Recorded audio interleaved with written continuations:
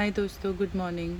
आशा करती हूँ आप सब अच्छे होंगे और हर दिन आप तरक्की कर रहे होंगे, अपनी ज़िंदगी में डे बाय डे आगे बढ़ रहे होंगे।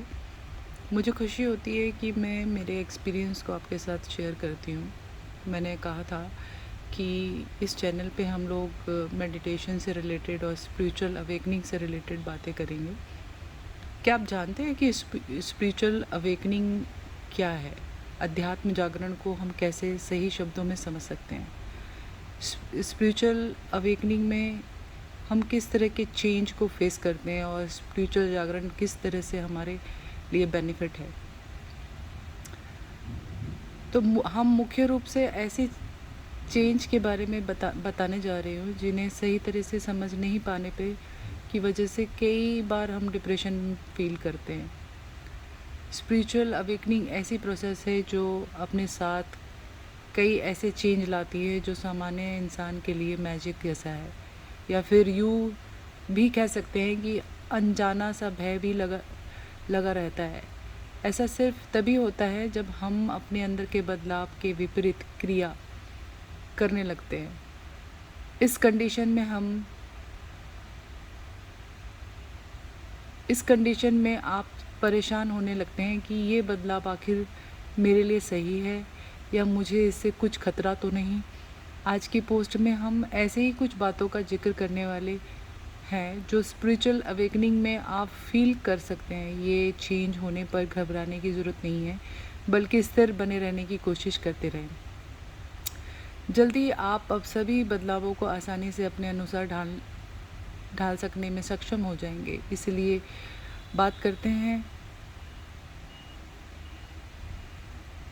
स्पिरिचुअल अवेकनिंग का सही मायने में। एक मतलब मेरी नज़र में जो है वो है अपने ईगो को छोड़कर सहज भाव से रहना। सही यही नहीं, जब आप में मैं का भाव और मेरी बेइज्जती होने का भाव ख़त्म हो जाता है, तब आप समझ जाइए कि आपकी स्पिरिचुअल अवेकनिंग की यात्रा प्रारंभ हो चुकी है।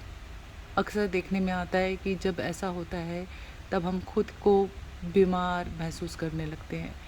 ऐसा इसलिए होता है कि हमारी बॉडी इस चेंज के लिए खुद को रेडी कर रही होती है। यही वजह है कि हम कुछ समय के लिए खुद को एकदम वीक फील करते हैं, लेकिन कुछ टाइम बाद कई एनर्जी से खुद को प्राचुर होते हुए ऐसा महसूस करते हैं। चलिए बात करते हैं 10 स्पिरिचुअल अवेकनिंग की साइन, अध्यात्म की जागरण के मुख्य साइन। पहला बदलाव, हम वैसे ही खुद को शो करने लगते हैं, जो जाहिर सी बात है कि अपने अंदर आए इन बदलाव को दूसरों के सामने रखते हैं। हम दोस्तों के साथ अपने बदलाव को एक बड़े व्यक्तित्व की तरह पेश करते हैं, या फिर हमारा सोशल मीडिया अकाउंट स्पिरिचुअल चीज़ों से भरने लगता है। दूसरा, हर किसी से प्यार का भाव आ जाता है।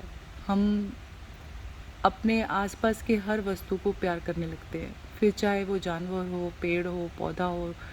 हमें नेचर की बनाई हर चीज़ से लगाव होने लगता है, फिर चाहे वो कोई भी हो। ये सब बदलाव है जिसमें हमें अपने अंदर ईगो, घृणा का भाव ख़त्म हो जाता है।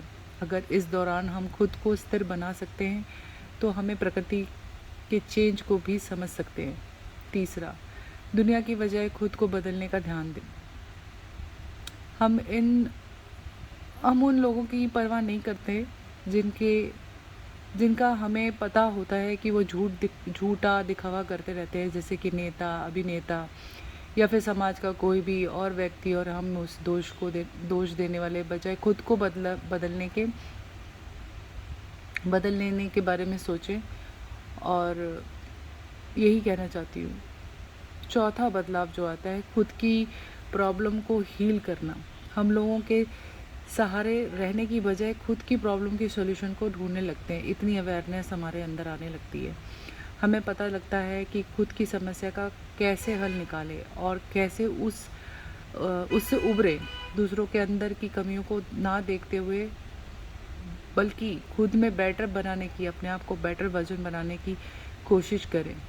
जैसे हमारा physical, mental, spiritual level and development होता रहे।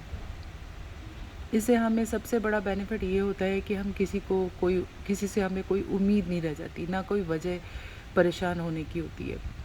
5वां बदलाव ये आता है प्रकृति को जानकर उसके नियम को मानना। हम जानना चाहते हैं कि प्रकृति और उसके नियम हमारे भले के लिए, और जो होता है प्रकृति की मर्ज़ी से होता है। तो कहते हैं ना, एक पत्ता भी ईश्वर की मर्ज़ी से नहीं गिरता है, ना ही वो टूटता है, ना ही वो, और हम उसमें कोई इंटरफेयर नहीं कर सकते हैं। ज़्यादातर लोग जो पावर पाने के बाद में भी ये कर दूँगा, वो कर दूँगा, इसी रियलाइजेशन से गुज़र कर रिलैक्स हो जाते हैं। क्यों? कि तब वो नेचर के रूल को सही तरीके से समझ पाते हैं। हम जो भी कार्य करते हैं या फिर कुछ भी खाते हैं, उसका हम पर क्या असर होगा, उसकी पूरी तरह से हम जागरूक हो जाते हैं। लाइफ का रियल मीनिंग क्या है हमें समझ आ जाता है। खुद को रिलैक्स करने की प्रोसेस, मेडिटेशन, दोनों से हम अपने सोल के पास आने लगते हैं और करीब अपने आप को जानने लगते हैं। छठा रूल, यूनिवर्स वाइब्रेशन को महसूस करता है।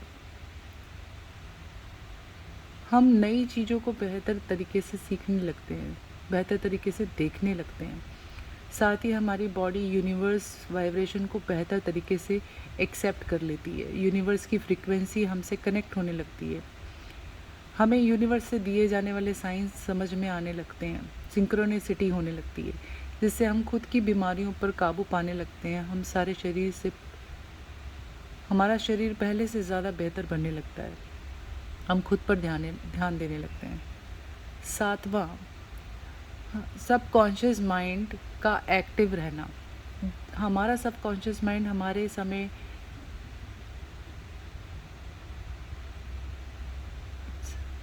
सही टाइम पर सारी इन्फॉर्मेशन दे देता है। जैसे कि